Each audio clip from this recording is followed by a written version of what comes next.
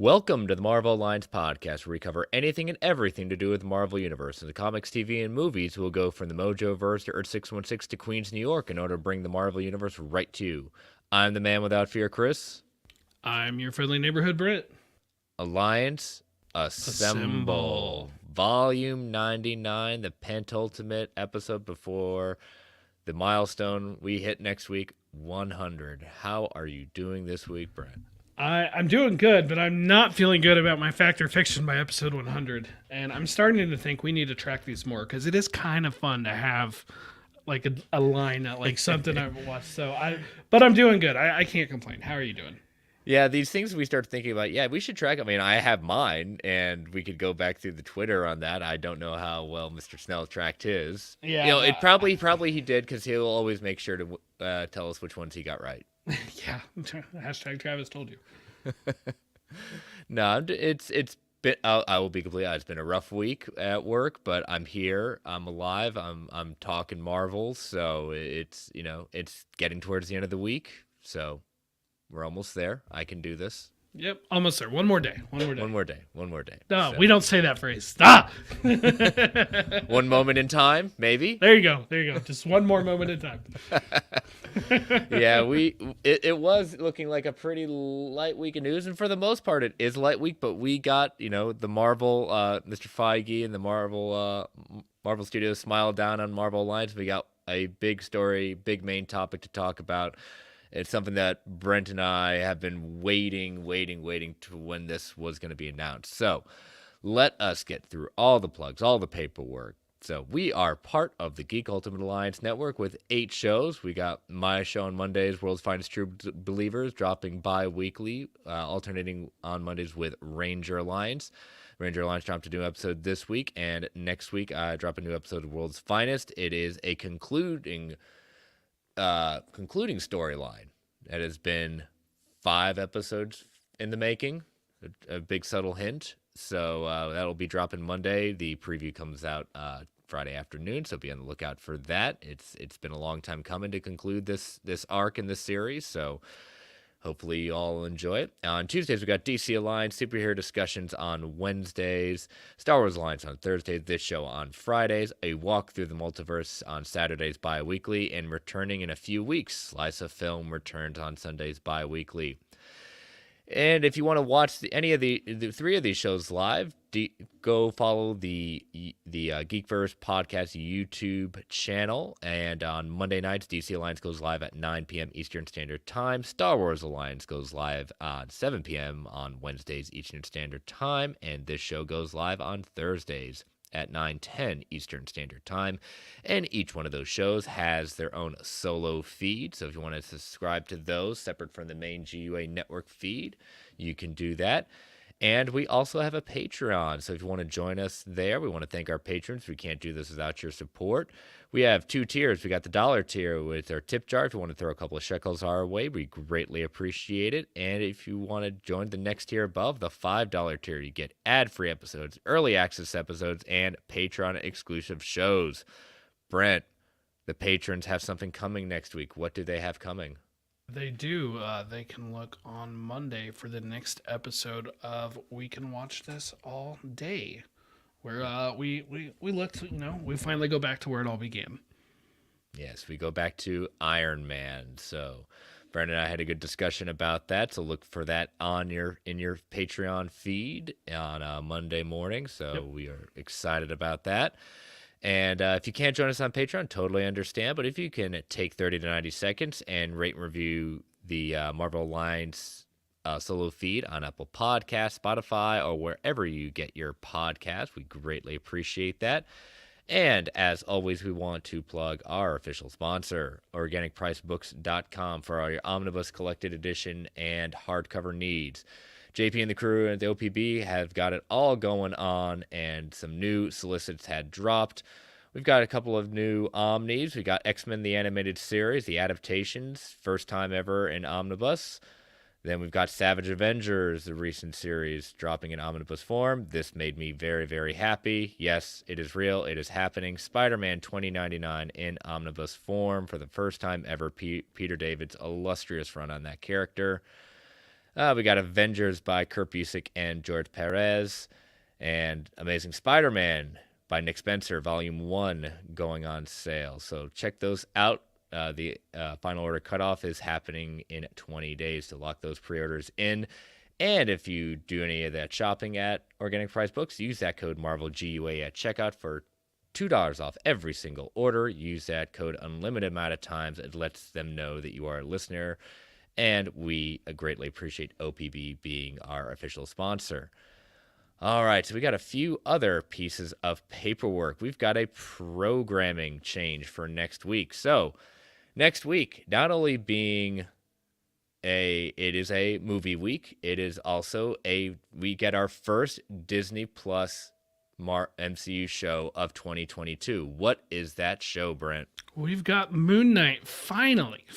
I say finally. I mean, it's just been one that feels like it's been so long coming. And, it's been, I'm greedy. It's been a few months since we've had some weekly Disney Plus content, and I'm itching for some more. So I am very excited for us to start watching Moon Knight next week. Yep. Maybe not as excited as Travis is, though.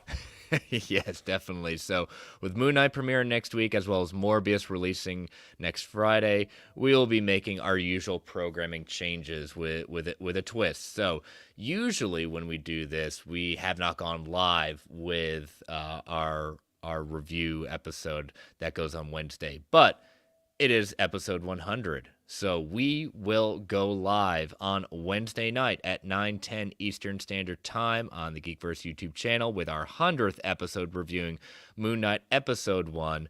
Any of news that drops at that point, we will also be covering, and returning to celebrate not only the release of Moon Knight, but episode 100 of the show that he started with me. Mr. Travis Snell will be joining us. The audio will drop on Friday morning as usual, and we also want to thank DC Alliance for allowing us to go live in their place for their weekly reviews of Superman and Lois. So they will be recording that, not live, and they will drop that either Thursday morning as usual. So we want to thank them for making that change for us and letting us celebrate our 100th episode live with the fans. And so Morbius, yes, it's happening. It may be April Fool's Day, but Morbius is releasing at that point. Who will be the fools? The fools that put out the movie, or we the fools who are watching it? So we will go live on Friday, 9:10 Eastern Standard Time, with maybe a panel, maybe just Brent and I. We'll see. We'll see at this point. But this will be my very first Sony review with Marvel Alliance. So we'll see. And you know what? If it's just Brent and I, we will have some fun. We will have a lot of fun. It's kind of funny that most of these movies, jumping, just people jumping to, I'm in, like they all want a spot, right? Yep. And then Morbius, we're like, we've gotten if I can get to the movie in time. That's about as much as we've gotten. So it will be a very interesting one. If it's Brent and I, we're doing this for you, the people. So we know you want to hear our thoughts about this. It may even save you some time going to see it. It may give you a lot of laughs. You know what? I'm going into this with absolutely no expectations. So anything that might be positive, I'll be happy, absolutely happy to eat my words if it turns out to be a good movie. But I'm going with tempered expectations. But again, we will go live Friday night next week, 9:10 Eastern Standard Time, for a review of Morbius. The audio will drop Saturday morning. All right, so I think that's everything. It is. All the game just said, hasn't Morbius taken a bit of a kicking by the critics? Early on, yes. From what I've seen, yes. I haven't read anything too specific, but the general, let's call it tweet-length reviews have not been super kind. But I love that Photoshop of the Rotten Tomatoes score of 200+% approved. Yeah, I was like, someone's having fun over there.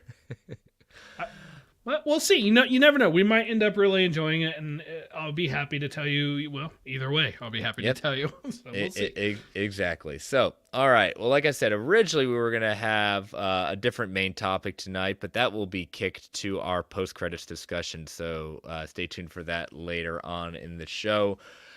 But we had a very big surprise announcement coming from Deadline. Marvel is developing a Nova project with Moon Knight, Scribe, Sabir, Pirzada. This is an exclusive coming from Deadline. So Richard Rider, a.k.a. Nova, looks to be joining the Marvel Cinematic Universe, as sources tell Deadline that Marvel is in early development of a Nova project with the Moon Knight Scribe, Sabir, Pirzada. It is unknown for now whether this will be developed as a feature film or a limited series on Disney+. As always, Marvel Studios president Kevin Feige will produce. Nova first appeared in the 1966 issue of Super Adventures and was a member of the intergalactic police force known as the Nova Corps, for which he gained superhuman abilities, including enhanced strength, flight, and resistance to injury. Nova, and specifically Richard Rider, has been one of Marvel's most popular characters on the page for decades, first debuting in The Man Called Nova #1 in 1976. Rider's Nova has factored into major Marvel Comics events, including Annihilation and Secret Invasion, as well as his own individual runs.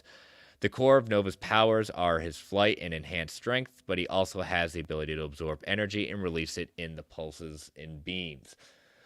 While the character didn't have many run-ins with the main figures of the current or past MCU, he does have many battles with the Skrulls, who have been recently now coming into play with Captain Marvel and the limited series Secret Invasion.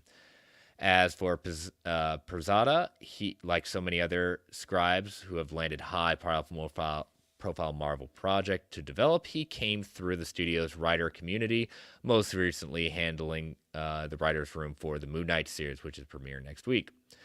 So this is a long time coming. This is dating back to Avengers Infinity War. Christopher Marcus and Stephen McFeely revealed they originally penciled Nova in as a hero to crash through the Sanctum Sanctorum to warn Doctor Strange of Thanos' imminent arrival, but that got changed during rewrites to Mark Ruffalo's Hulk. Guardians of the Galaxy director James Gunn has also noted that he has probably read 75% of the character's comics. Kevin Feige even referred to Nova as someone we would enter the MCU with immediate potential. When was that statement made? Oh my God. So that was a statement to Brandon Davis at the Infinity War press junket for comicbook.com. The article was posted May 4th, 2018. Yeah. It has been almost 4 years. Immediate potential? I mean, come on, get it in there. You keep using this word immediate. I don't think this word means what you think it does. And for the record, I've had in my bank of Factor Fictions where I draw from if I need help coming up with the third one, Nova will appear in Phase 5. I've just had that in my bank for months. It's just been sitting there. And every week I'm like, no, I'm good. I don't need to pull that one yet. I'm good. I don't need to pull that one. And now, well, yeah, I guess fact.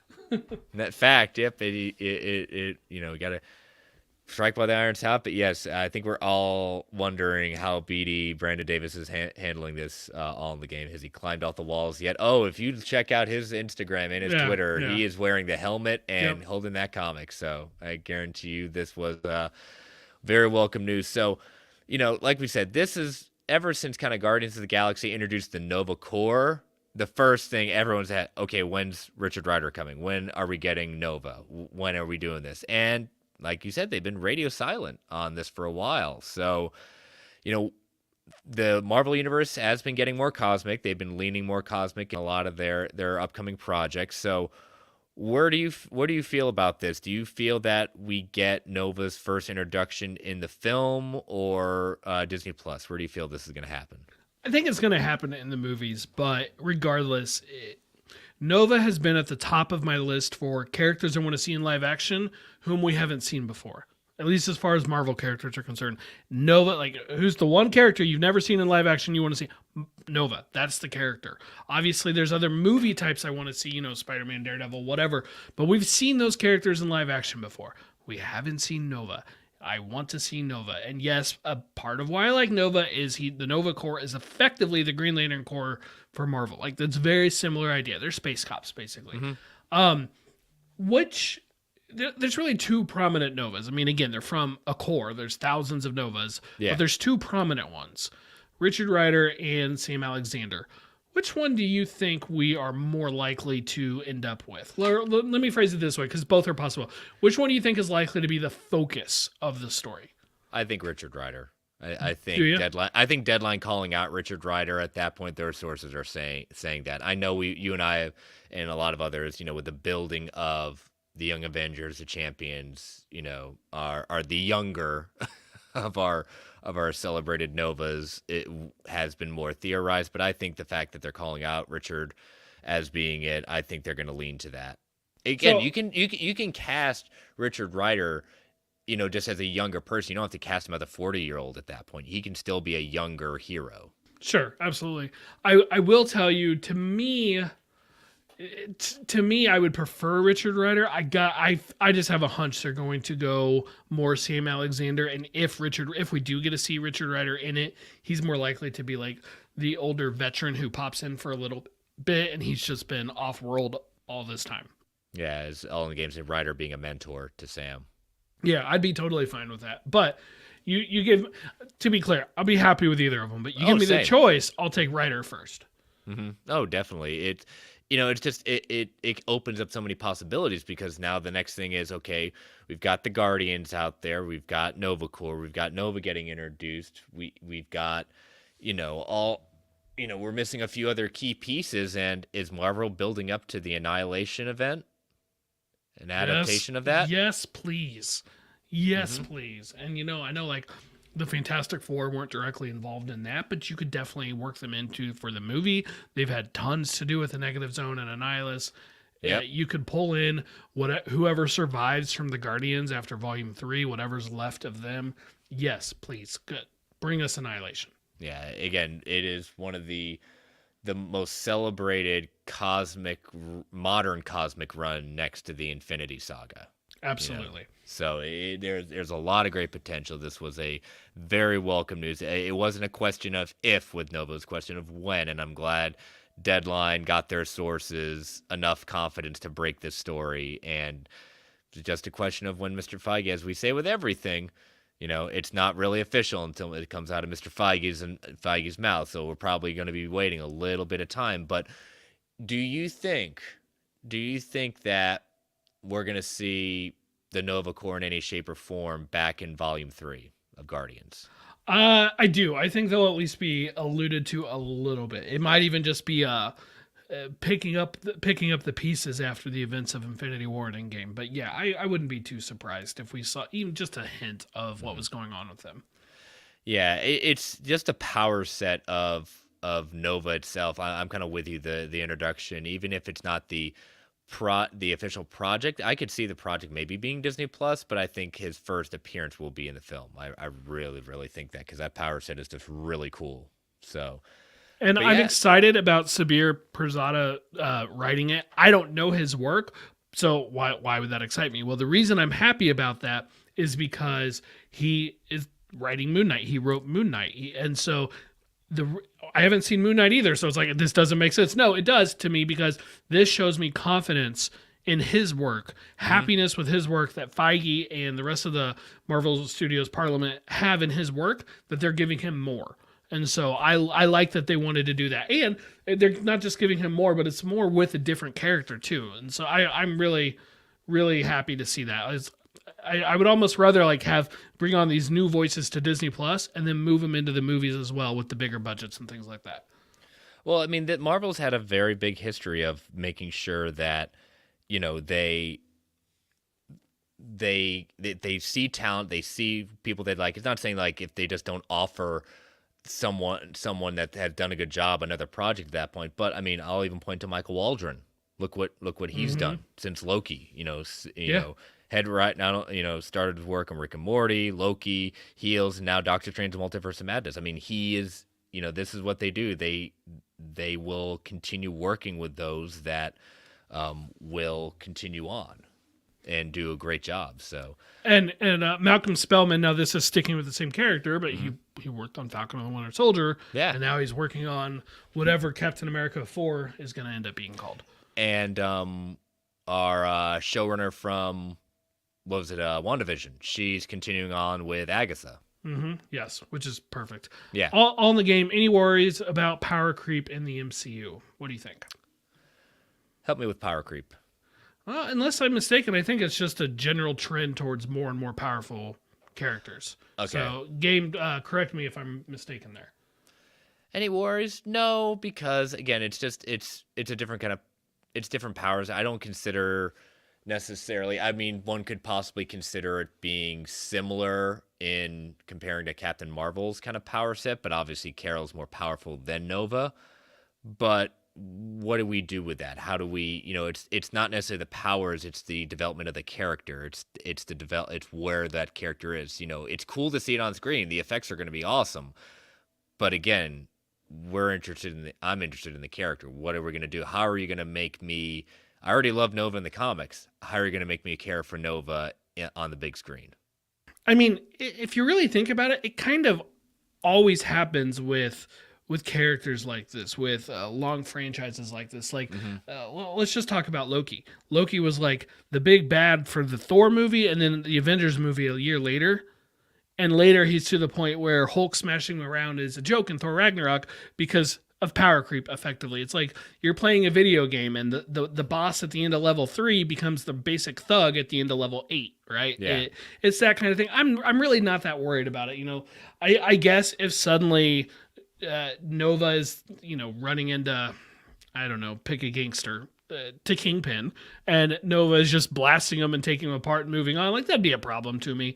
Yeah. But a cosmic character like Nova, I mean, he should get cosmic threats. That's the Annihilation Wave again, would definitely go towards that. At the same time, Nova has been known to operate on Earth frequently with Spider-Man, and so both Sam Alexander has been in the Ultimate Spider-Man cartoon with Spider-Man.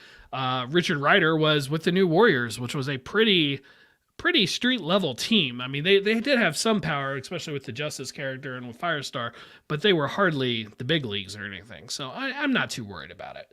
Yeah, it's gonna be interesting. Essentially, we the Nova Corps is referenced basically being outright decimated by Thanos in Infinity War in order to get the stone back. So it'll be interesting. We get Annihilation. Well, the Annihilation Wave, spoiler alert, 3, 2, 1, wipes out the Nova Corps, and Richard is the one that's left standing. They could almost modify that with the events of Infinity War if they wanted, and have Annihilation basically opens with Richard talking to the World Mind and being like, "You're it, you're all that's there, all that power is shoved into you now." Something similar could happen. Regardless, I was just thrilled with this news. Finally, a character I absolutely love. We're finally going to get some movement on him. Yeah, it's good news. So we'll be definitely, it's gonna, we're gonna be getting probably a little bit of radio silence for a bit now that we've gotten this news. But the search is on. Who will be Nova? Brandon Davis, I guess. Brandon Davis will move heaven and earth. He will not let, every time he'll get a chance to talk to Feige, it's like he'll probably do the hey, can we talk about Nova now? So. But all right, well, let us take our first ad break. So listeners, as you know, these ads help keep the lights on in the Geek Ultimate Alliance Network. We don't get to choose what ads come on, and they can be a bit loud. So I'm going to give it a 3 count to turn that volume down before they come on. 3, 2, 1. We'll be right back. All right, so before we move on, here we go. We've got Sun Pansion in the chat. Richard's origin also involves Xander being destroyed. Yep. Mm-hmm. There you go. Perfect. Yep. So we will have to see. So moving on from exciting news, let's go to the world of Morbius as we start marching toward the release. So this is coming from Screen Rant. Morbius actor Matt Smith admits he doesn't fully understand his own Marvel character. So gotta love that clickbait headline because it just makes me laugh when we're dealing with this. So in an interview with Screen Rant, Morbius actor Matt Smith talked about his character in the movie, revealing how confusing the whole project is for him. He said, "The truth is I wasn't aware of a great big history of the character in many respects because the script I was presented with doesn't really delve into the past of him or indeed the future, and isn't someone else playing him. It's all a bit confusing to me, and to be honest with you, I took as my Bible just the actual script is the honest truth of it, and it was all a bit odd whether it was Wax's crown or not. I'm still not quite sure, to be honest." So many fans have been very critical on how Sony has handled its Spider-Man characters outside of the studio's partnership with Marvel Studios. There's a good chance that the Venom films are going to be the only successful because the general desire to see that character in action, no matter what it looks like. So the quality of the projects probably has nothing to do with the series continuing to exist. So but when it comes to Morbius, it's no surprise that Sony doesn't seem to know what they're doing. One of the previous trailers contains on-screen references to 3 different cinematic universes. That always makes me laugh. Yeah, and it's. I know people are saying, "Well, that's very clickbaity." It's the quote itself. It's just like, it's Matt Smith is not a new actor. You know, he was Doctor Who. He's done a lot of great projects outside of this. And if he's saying, I have no freaking clue what my character is really about, that kind of worries me. You know, I don't think that's. I think people are reading too much into this quote. You really read it, and he just says, I went with what they gave me in the script. I didn't look at the history of the character or anything like that. Like, to me, that's all he did. And I mean, that happens all the time. Now, I get that. There might be truth to it. Maybe he really didn't know anything about it, but I just feel like this quote does feel just a little bit like, let's kick him while it's down a little bit, you know. Okay, I will give you that. You know, the character he's playing, Laxus Crown, at that point, is not a big known character, and it's not necessarily one that he's pining for. I'm not as concerned that he didn't like delve into every little part of this character's background. It's just what is concerning in the sense like he's unsure about what his character's kind of motivations are and things like that. It almost it kind of reminds me of the movie Paycheck. That movie title says it all right there in the sense of, yes, we just took a paycheck. Yeah. I mean, that's fair. He definitely needs to understand his motivations, and he should be able to get that from his script without delving into the comics. It's nice when the comics works, but I don't know. And at the same time, this character, Crown, he's new. Like, he's created in the 90s. I could never have told you his name, but when I look at pictures of him, I do recognize him. Brock brings up a very good point, and this is where I will say that it is plausible. Keep in mind, he played the character like 5 years ago. I'm sure he's forgotten a lot, and I'm sure he's also wanted to forget a lot about this movie. I won't lie, Brock, that took me a second, but you mean like actual production of this movie? Yeah, it was a long time ago. Yeah. Like, we might have still been in phase 2 of the MCU at that time. So we'll see if when we see the movie next week, if we can figure out what is Laxus Crown and everything like that. So, all right, continuing in the Morbius universe, Marvel director confirms Spider-Man's existence in Morbius movies universe. So, in an interview with Cinema Blend, Morbius director Daniel words are tough tonight. Espinosa revealed if Spider-Man already exists in New York City, that Jared Leto's Michael Morbius calls home. He said, of course, I mean, in almost all Spider-Verse, you know, the universe that existed in the Marvel universe, if you read the comic books, the whole idea of that kind of the Marvel string theory, if you would call it that, it's very related to, if you remember the alternative Seinfelds. You have a world where you have the same characters, and it's all of the characters, and they all are slightly different. So in almost all the verses, you have Spider-Man, or Fantastic Four, or Tony Stark, or Morbius, but they will be all different in tone. And then the director clarified and said, that's not quite the way the Marvel Cinematic Universe is approaching the idea. They're remaining to some core of truth, though. Then you have the second kind of legend, which is about the totem, which is that in all the universe, there is a Spider-Man totem, which means that in all the universes, there has to be a Spider-Man or a Spider-Woman. So these quotes, he does not necessarily 100% confirm Spider-Man will appear in this movie. I'm of the thing, outside of that poster, we are not seeing a Spider-Man in this movie at all, period. We'll get hints, we'll get mentions, we will not see a Spider-Man. I agree. I think we will I think we will definitively know that there is a Spider-Man who is in this world, but we won't necessarily know which Spider-Man it is. And he references the spider totem, and I know that got a lot of people revved up and stuff. And I'm like, I don't think we need it. I'm not against the idea of the spider totem. It's very cool stuff comes out of that. I mean, Morloon, I love that character, and he comes from the spider totem stuff. But I don't think Morbius is probably the character where we should be learning about that. If anything from Sony, it should obviously be our new most anticipated movie, Madam Web, where we start learning about spider totems. So I'm like, Morbius, just stay in your lane. I mean, and I back think off. Madam Web is probably going to make that appearance in this movie. You know, Yeah, maybe that's what they were adding in the last couple of months when they went back. It was all to get a Madam Web cameo in there. hashtag hashtag Madam Web is the blueprint. That's, oh God. Well, all right, I'll take it. That, you know what, that movie does need to level up some. So Good Lord. Yeah. So yeah, it's, yeah, sure. Again, we've seen the poster and the trailer. There's gonna be some references. References to the San Francisco incident that we're all thinking in more theorizing is Venom at that point. Sure. Again, I will buy the whole thing of there is a Spider-Man or a Spider-Woman or some spider in it. Maybe it's Miles. Who knows? So, all right. Last story. Marvel Studios reportedly wants to avoid New York City overkill in the MCU. This is coming from The Direct.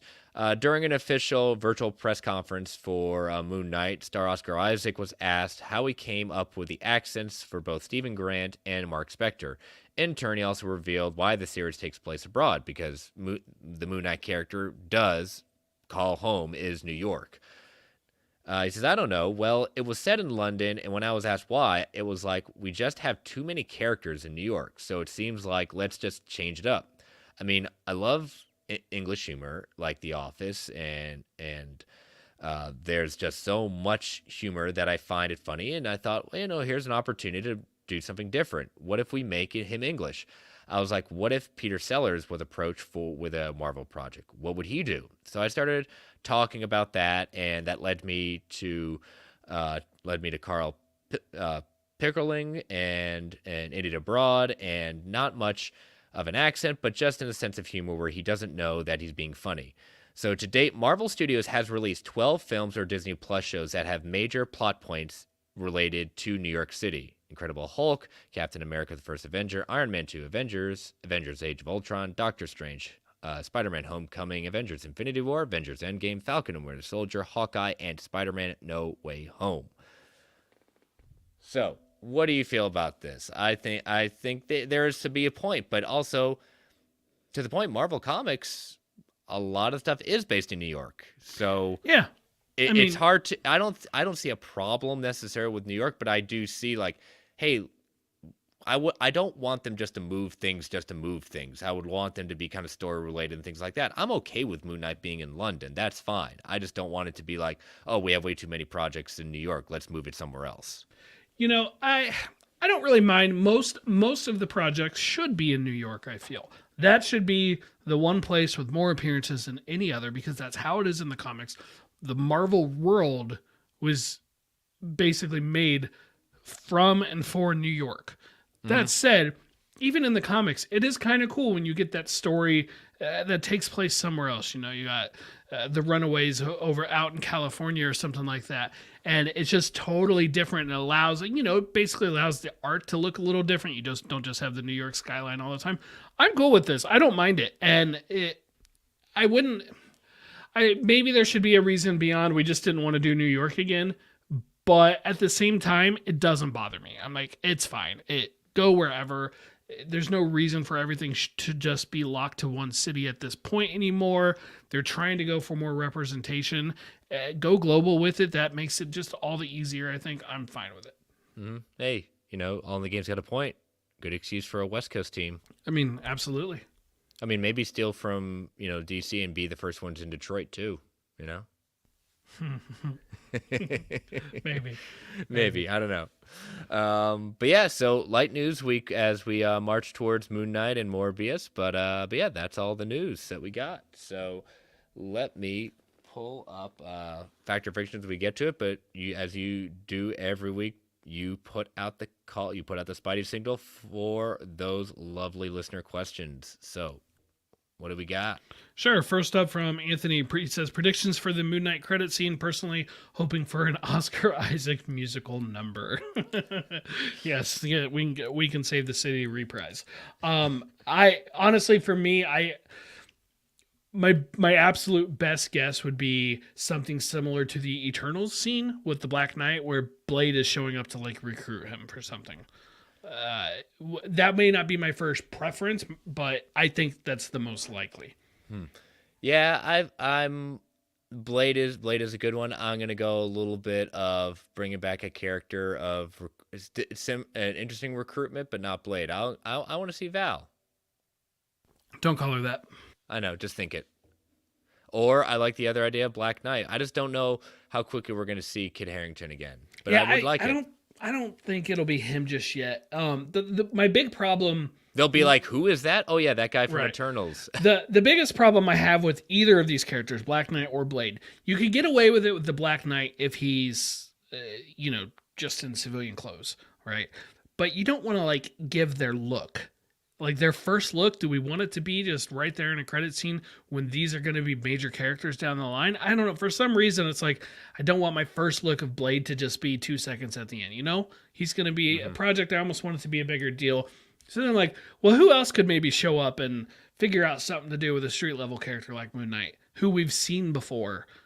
Daredevil, they could they'd be modifying his suit, but they could bring in Matt Murdock or something. I don't know. I do think some other character though, like I feel like another character will be showing up.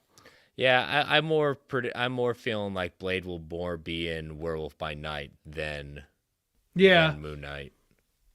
I think it fit a little bit better. Kit Harington, obviously he's not exactly afraid of television, so no, it's afraid of television. Maybe but it would work.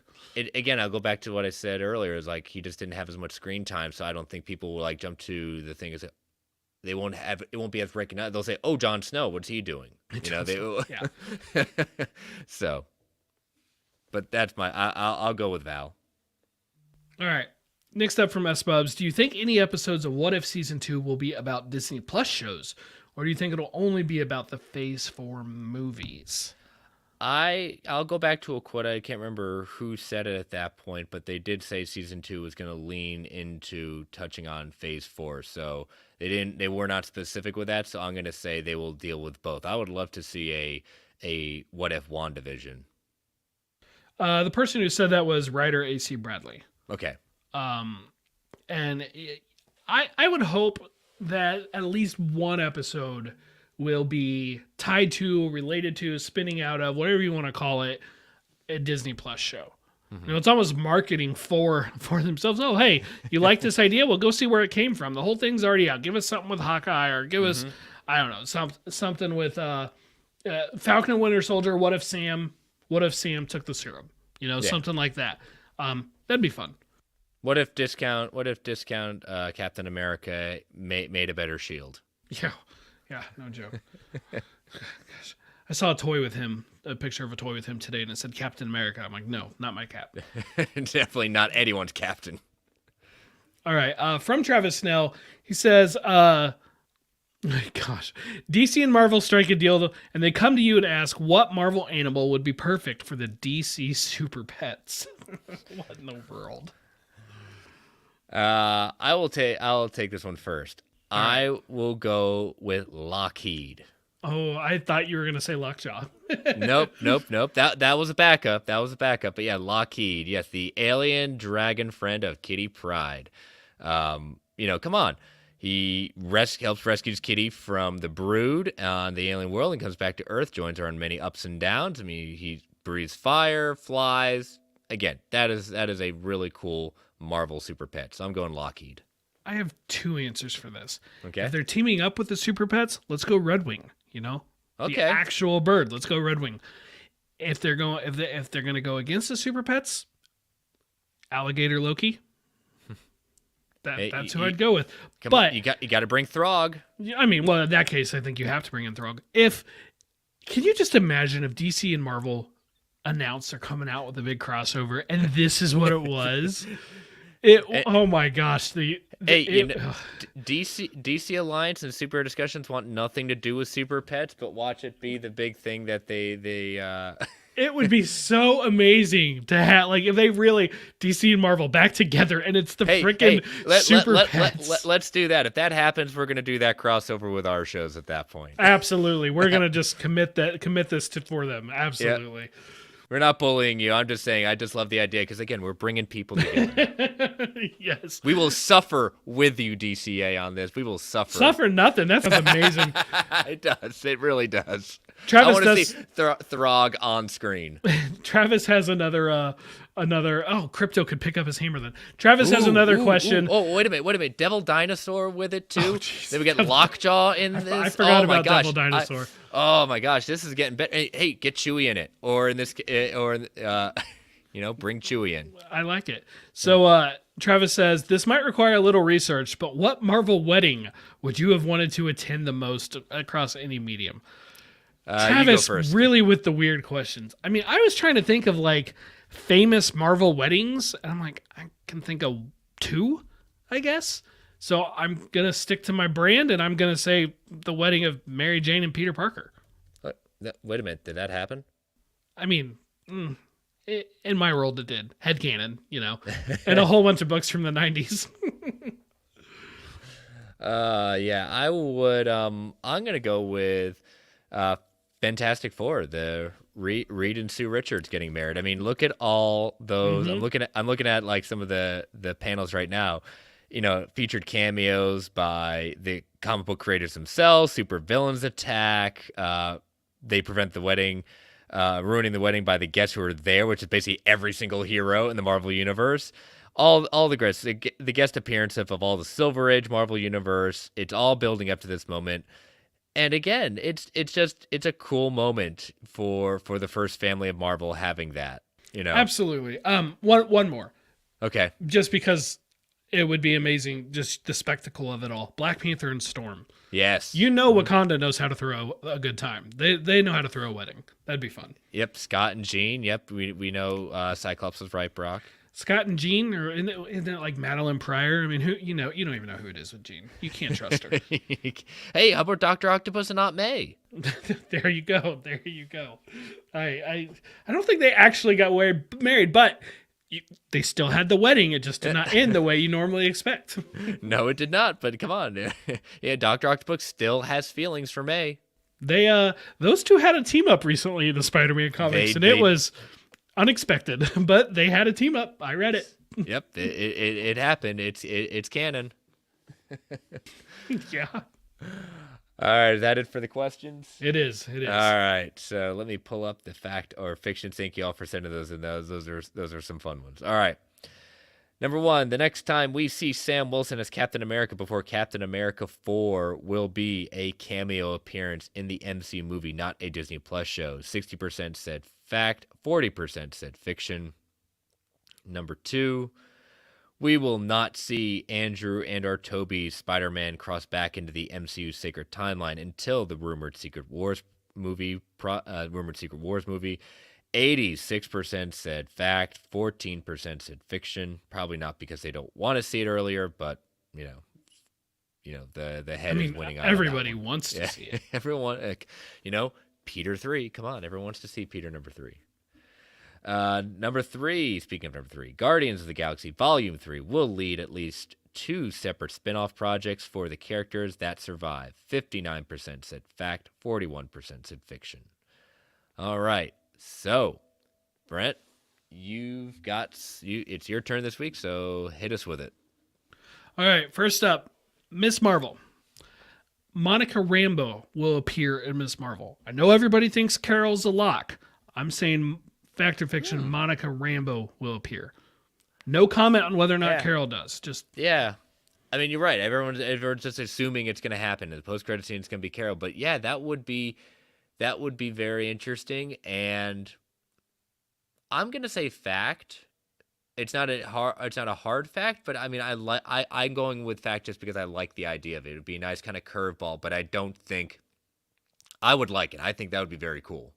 I'm going fact as well. One, I think, let's say from outside the show's side, it gets Monica back in front of the audiences. It reminds people about her before she appears in the Marvels. And then from inside, if you remember, Monica was not exactly thrilled or on great terms, seemingly, with Carol. She didn't want anything to do with her. She didn't want to talk about her. Wonder what she would think if some other girl starts showing up in Carol's costume running around for what I guess is going to be an episode or 2 of Ms. Marvel. Yeah. Could be fun to find out. So it would be. Yeah.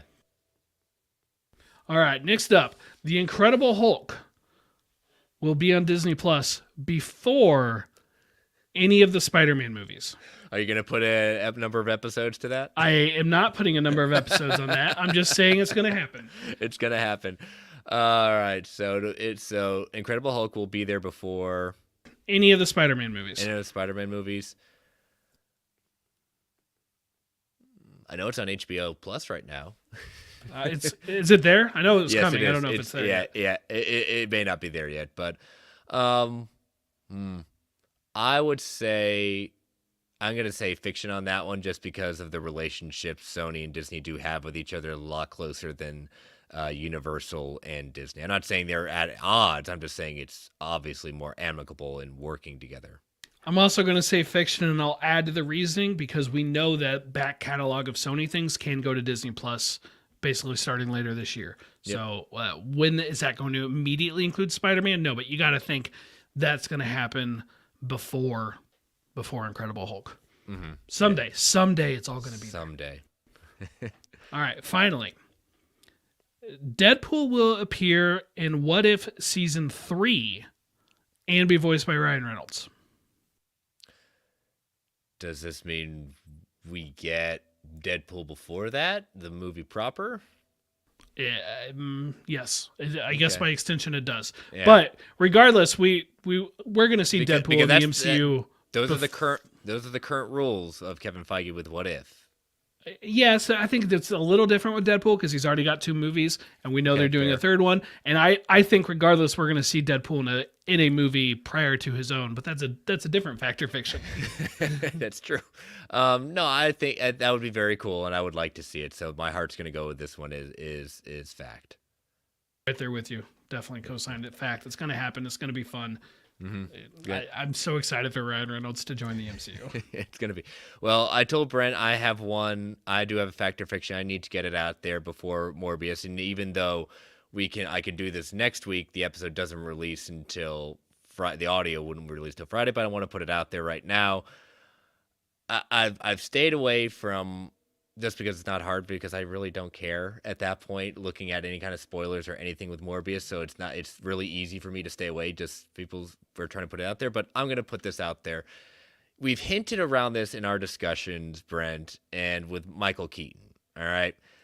I am going to put out there, and I'm going to laugh really hard if I'm right, that the Michael Keaton, Adrian Toomes, we're not going to see him in the movie proper. We will see Michael Keaton only as Adrian Toomes in the post credits. Only, and we've already seen that partly in the trailers, which that will really make me mad. Leave it to Sony to do that. I could see that. Didn't Ant-Man do that? Like Ant-Man and the Wasp? Like, yes, wasn't the stupid ant? Yeah, yep. I'm never a big fan of that one.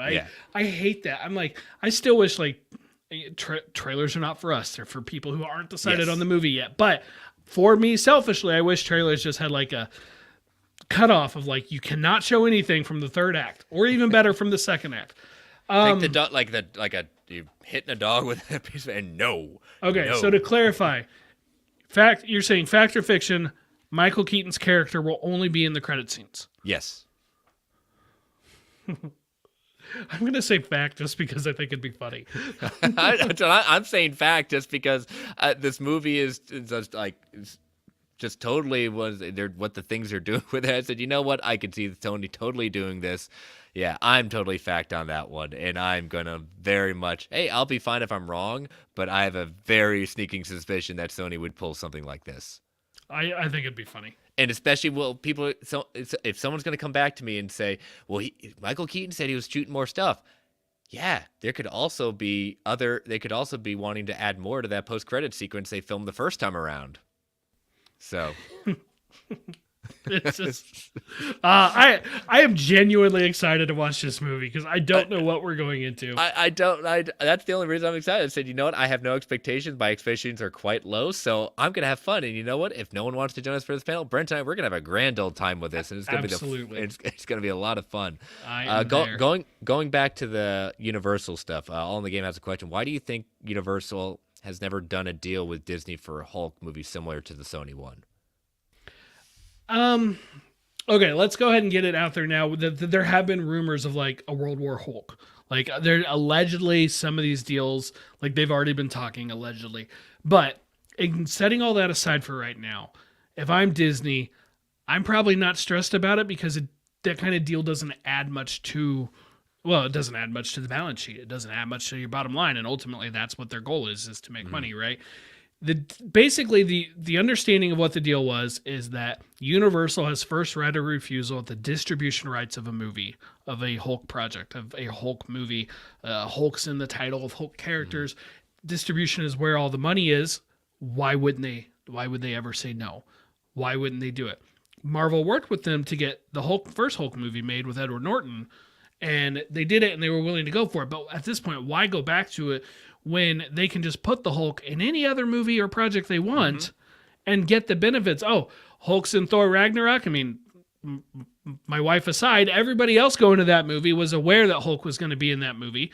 And that's something that can, help drum up business, help get people excited.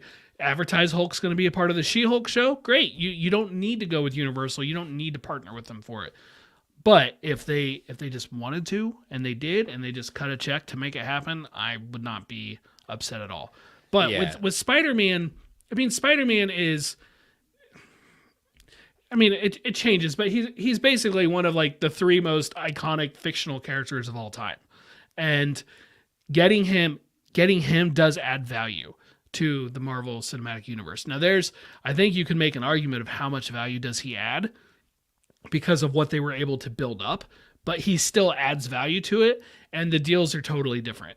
So I guarantee you, if Marvel had the rights to put Spider-Man in the MCU, but just not make a Spider-Man solo movie, they would do it, and there'd be nothing with Sony ever again. I guarantee you. Yeah, it just comes down to the money. They don't need it. They find a way around it to make it work. So, but yeah. All right, so we will put all four of those out there on Sunday. All in the game saying that some things are reporting that's going to happen. Well, like I said, I've not even seen much stuff from Morbius because it really is not interesting to me in the sense of trying to dig into that. So, hey, you know what? Maybe I'll be #Chris told you. So, I've listened to one non-spoiler review, and that will probably be all I listen to. Yeah, and apparently the embargo is about to lift, so we're going to start seeing that on Twitter. Yeah, it's always a good sign when it lifts right before the movie comes out. Oh, yep, looking strong there, Morbius. Looking strong. A Marvel legend will be rising. So, all right, we're going to take our last ad break before we get into Comic Book Club. So, again, listeners, these ads help keep the lights on the Geek Ultimate Alliance Network. We don't get to choose what ads come on, and they could be a bit loud, so give it a 3 count before they come on. 3, 2, 1. We'll be right back. And we're back. So, Brent, I have been very excited this will be my second time reading this, but your first time, I'm excited to see what you think of issue number 1 of our new Comic Book Club Spider-Man, Spider Shadow. This is a new series that Marvel is going to be doing What If instead of the single issues, doing kind of a series of a mini-series with these, and this is the first of the new line of What If. So, high-level thoughts before we kind of break some of the stuff down. What did you think of this first issue? I really enjoyed it. It takes a premise that we've seen from the comics. We've seen versions of it in the animated series and multiple animated series. Peter gets the symbiote. He figures out it's alive. It's taking over him, and he boots the symbiote away, and he moves on as Spider-Man, right? Well, what if he doesn't decide? Like, what if he embraces the symbiote? He doesn't want to give it up. What happens then? I think it's a great idea for a story. Chip Zdarsky is on fire lately, and so I've been really eager to get to this. I just hadn't done it, so I'm really glad we decided to make this the one. Pascal Ferry's art is great. I mean, it's very different from the last Zdarsky Spider-Man book I read, where it was Mark Bagley, but this is still really good art. Hobgoblin's in this issue. And there's a few panels throughout where I think he managed to make him look genuinely creepy. Perfect for Hobgoblin. So I was really happy with this issue. Yeah, and again, the first issue kind of takes from the What If that they have done with this before. And that's the idea of, again, the longer he continues wearing the costume. He even says, like, I feel worse when I'm not in the costume. I only feel like myself and feel better about myself when I'm in the costume. And everyone around him is noticing his changing attitude. He's becoming more violent. He's becoming more coming at, I mean, things he's saying. He literally, is scaring Mary Jane in the sense of like, like almost basically pushing her away because he's having a nightmare. Mm-hmm. And like nobody knows what to make of him anymore. Even like Hobgoblin saying, "Wait a minute, you're something like you're gone mean. You've gone dark on this one, and not just because of the costume." And he just wears. I love it when he just rips off, just saying, we're just gonna be done with this. Who are you exactly? And reveals who he is. In this case, it's Roderick Kingsley. Which is kind of funny because, like, who is the Hobgoblin was a huge storyline, and they're just like, 2 panels and done. And then they when they first revealed it, it really wasn't it. And it took us years to figure out who it really was. How creepy is that when Peter goes home, he goes to see Aunt May, and he's kind of on the outs with her because he's quit college, he's dropped out, and she's not happy about that. And Hobgoblin followed him. So, hey, credit he was able to follow him while Peter's not exactly at his best. and you wonder, saying, well, geez, how have they not done this before? No joke, right? But, like, the look of Hobgoblin just in the tree watching him, excellent. Like, just beautiful artwork. Really love it.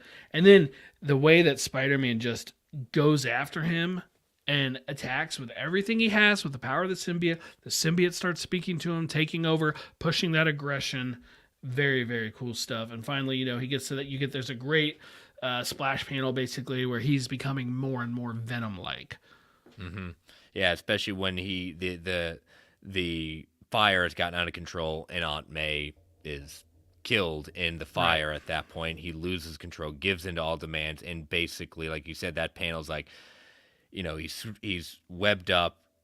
Hobgoblin said, I lost it. It was a mistake. And he said, you started it. And he's like, but I'll finish it. And, just crushes Hobgoblin's skull. And all you see left is Hobgoblin webbed up, bleeding.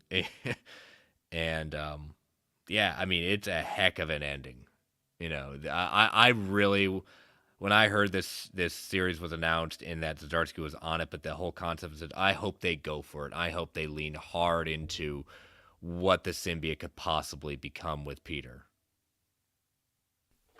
And then just looking at that tease, that cover for the next one, Mary Jane looking scared behind a door, holding the knife.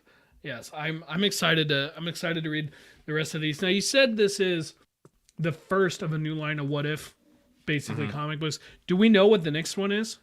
I don't know if this one's connected to it. They're doing one right now with Miles, going through like different versions of Miles in the multiverse. Yes. I'm not sure if that is, they're just taking the What If and doing something different. But I mean, if you read that last page before the preview of the second issue, that Zdarsky goes on and saying this is going to be a new line. We're not doing it. So that may be part of it. I haven't been, but I like the first issue of what they did with Miles, but I do like that. I've always wanted that thing. What If can be a mini series instead of those single issues. I do like that they're trying to do that. Perfect. So, but yeah, that second issue, I think that out of all these 5 issues, that is my favorite cover of the series. It's good. It's real good. Yep. So, all right. Well, we will read issue 2 next week. So, all right, Brent, we've come to the end of the penultimate episode, number 99. So you can't say the penultimate. That says this the second to the last. Oh, so okay, you're right. I got to stop saying that. It's not the last. Well, words matter and phrasing matters. Yes, absolutely. It is not. This is not the second to the last episode. Again, I'll just use it. I keep using that word, and I don't think it's not what I think it means. Yep, there we go. Touche. Very touche. So, all right, tell people how they can follow you, Brent. Sure, Brentak Prime on Twitter, on TikTok, and you can look for me on Marvel Alliance episode 101 and 102. Just to be clear, none of this penultimate stuff. Yes, none of these penultimate. We will continue on. We will keep going strong. Oh, All in the Game's got one thing for us. Is that with No Way Home only 185 million behind Force Awakens on the all-time list, could it make 317 million in China for it to leap ahead of Titanic? Well, that's pending if China will ever want to release it. Well, let's say they did release it, at the same time back in December. Pre-COVID, 317 from China, absolutely. During COVID, No, I honestly don't think it would have, but it guaranteed would have hit 2 billion worldwide. Guaranteed Yeah. would have done that. Yep, I would agree with that. So, but yeah, we also want to thank our sponsor, organicpricebooks.com. Again, use that code MarvelGU8 at checkout for $2 off every single order. And yeah, thank you for being our sponsors. You can find me on Twitter at Chris Balga. You can follow this show on Twitter at Marvel A Podcast. You can follow my other show, World's Finest True Believers, at Finest Believers. You can email this show at marvelalliancepodcast@gmail.com. You can follow the Geek Ultimate Alliance Network on Twitter at GUA Pod Network. Feel free to tweet, email if you want to provide feedback, ask questions, fact or fictions. Continue to rate and review the Marvel Alliance solo feed, GUA feed on Apple Podcasts, Spotify, wherever you get your podcasts. Thank you all for listening. Stay safe out there, everyone. Thank you all in the chat. Thank you all, as always. Stay safe out there. And as always, the stand the man would say, Excelsior, true believers. All right, Brent, for post-credits, we will take, like I said, we will take our our original main story and move it to Dow. So this came from the Direct. The Direct said like 24 upcoming movies shows that Marvel is hiding from fans. Now I'll put hiding in quotes because some of this stuff I think is really known, but scrolling down for some of these ones, I kind of want to like look at these more rumored movies and projects. So this idea of a World War Hulk, what do you feel about that? Is this something that you feel is going to be happening movie Disney Plus? What do you feel about that? I mean, isn't Scar his son or son from the comics appearing in She-Hulk, right? Supposedly rumored. It does kind of feel like they're setting some of it up, but I will say this: if there is a movie and it's titled World War Hulk, it'll be like Age of Ultron. It'll be title only, and it will not be anywhere near the same storyline.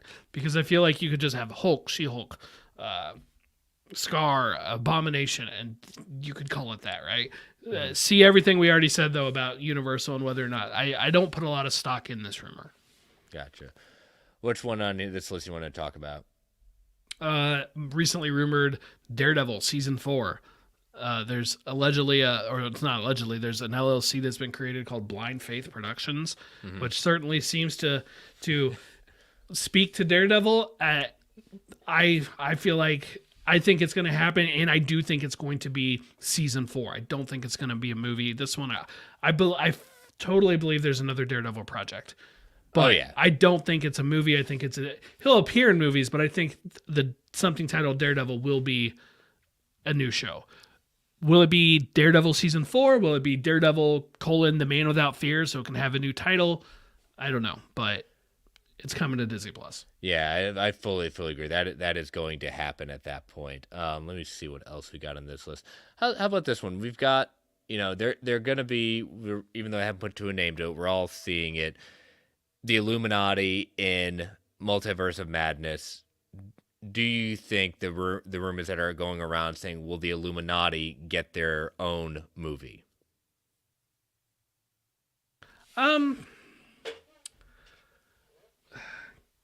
Gosh, I'd almost rather that was a TV show.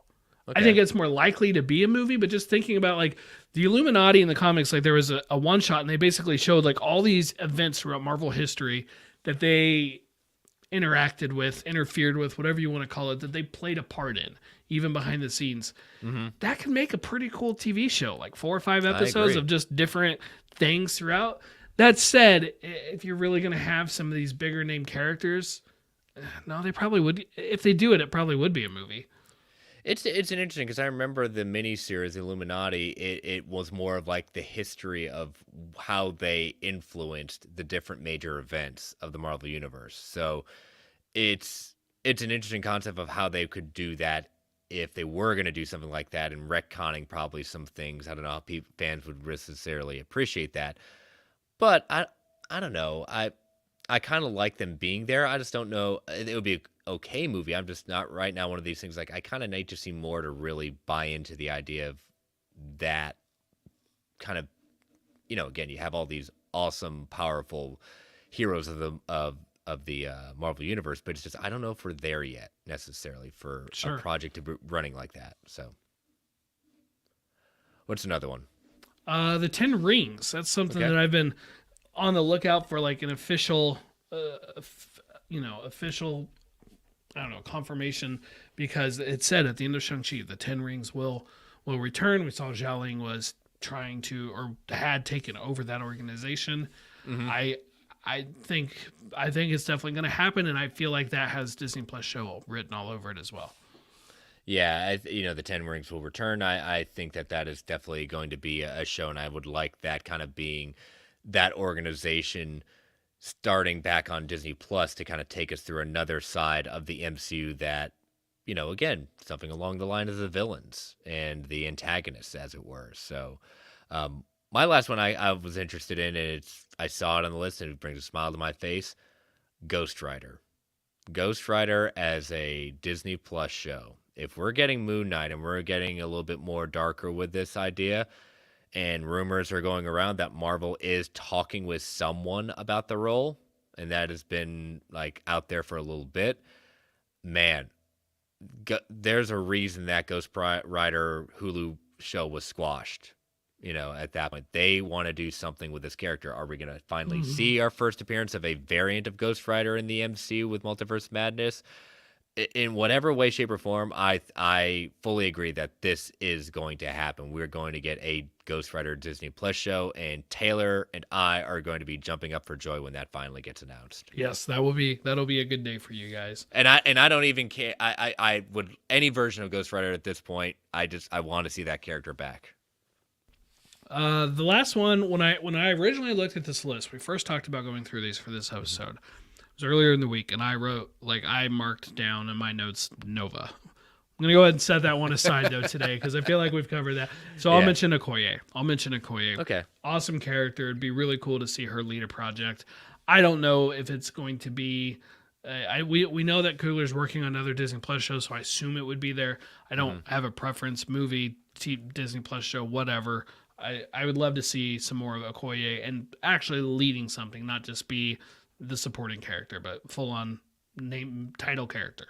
Well, yeah, just a show about the Dora Milaje and her being the main focus of it. I think that would be awesome, and just seeing all the different sides of this world of Wakanda that Coogler is going to be building on Disney Plus. I think that would be very interesting to look at different aspects, making it an anthology series in the sense of looking at different aspects. Yeah. Different aspects. Have a whole season about the Dora Milaje led by Okoye. So yeah, definitely. Yeah. So, all right. Yeah. Check that out on the direct. Give them a look see at that point. It's kind of interesting to see which ones are rumored out there. And, a lot of them are like, okay, we know this is happening versus ones like maybe a Silver Surfer series. So yeah, check that out. And we will see you Wednesday night at 9:10 Eastern Standard Time for episode 100, looking at Moon Knight episode 1.